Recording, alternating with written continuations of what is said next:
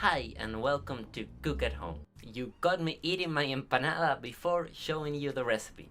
That's right, today I bring you the delicious empanada, the traditional Chilean empanada, made with all the ingredients, unlike the last time, so you can make them at home and try this delicious recipe, especially in this time of the year, the national holidays here in our country, Chile. So let's go with the ingredients and then the recipe. Okay, we begin our recipe by adding 3 cups of flour into a bowl. This is around 750 grams of flour. We're going to use simple measurements so you can follow the recipe to the letter. Once we add the flour, we add 3 tablespoons of margarine, around 150 grams. Then we start mixing it all together using our hands. Also, don't forget to add salt, 1 teaspoon of salt. So we add it and start mixing it all together like you see on screen. First, we want to achieve a sand-like texture with the flour and the margarine, and then we begin adding water, little by little, until we get a smooth ball of dough. Once we do this, we move on to the filling, the famous pino.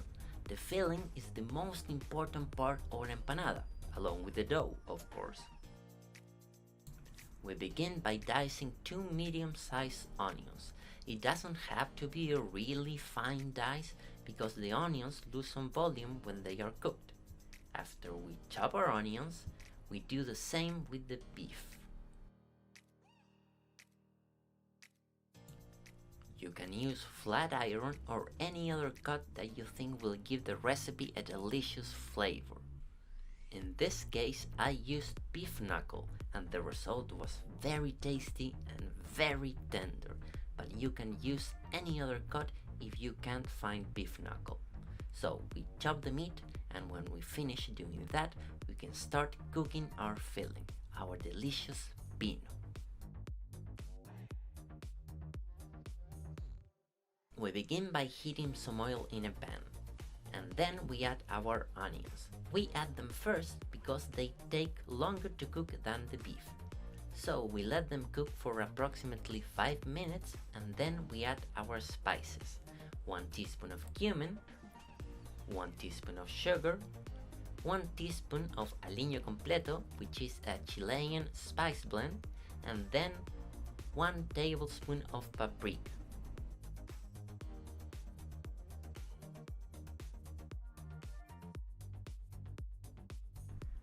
Now we stir the onions together with the spices and let them cook for 5 more minutes.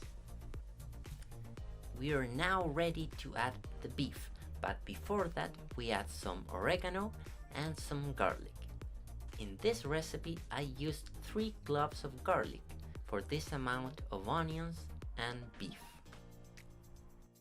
We are going to need around 500 or 600 grams of meat. It's not a lot of meat, but it's enough to make 8 to 10 empanadas, depending on how big you want your empanadas to be. So we add the beef and cook it for 15 minutes. The next step is to roll out the dough. I like to make little balls of dough and then roll them out one by one. This way I avoid overworking the dough, which can make it difficult to roll out. Sprinkle it with some flour so it doesn't stick to the table, and roll it out until it is about half a centimeter thick. I like my dough nice and thick to avoid it from tearing apart.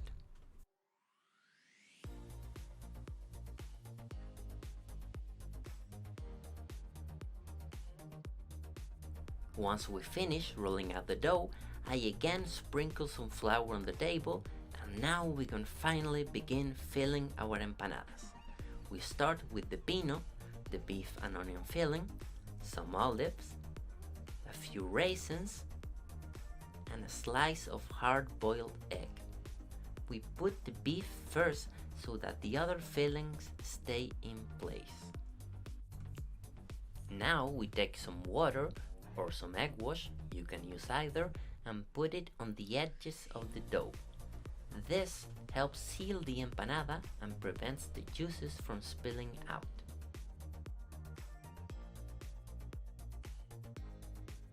It's very important to seal them well to prevent a spillage catastrophe after we put them in the oven. This may happen because the juices inside the empanada release a lot of steam and could cause the empanadas to stick.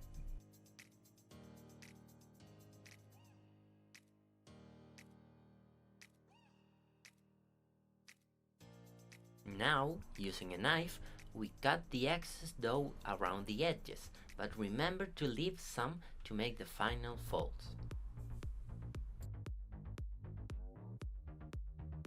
We want to fold them into kind of a rectangle. We again put some water or egg wash on the edges to make them stick to each other.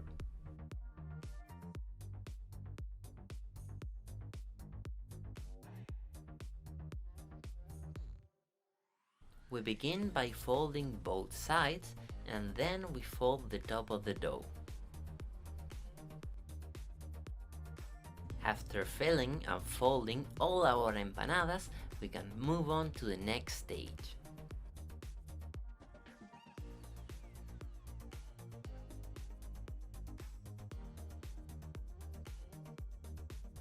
Now we paint the empanadas using some egg wash. I like to use more yolks than whites in order to get a nice golden brown. In this case, I used 2 yolks and 1 egg white. Also, don't forget to poke a little hole on the empanadas to allow the steam inside of them to escape. This is very important. After 15 minutes in the oven, our beautiful empanadas are finally ready.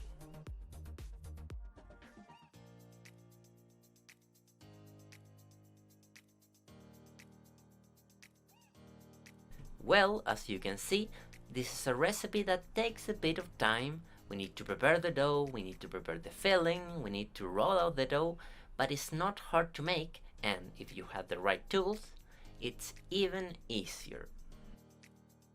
You only need to follow every step of the recipe very carefully because they will help you a lot. This is a traditional recipe, 100% homemade, coming from the city of San Carlos in the south of Chile. This is a recipe that you cannot miss, so I invite you to make it at home, take a picture and send it to me. Now let's taste it to see how they turned out. It looks great, so let's see how they taste. Let's take out the tip.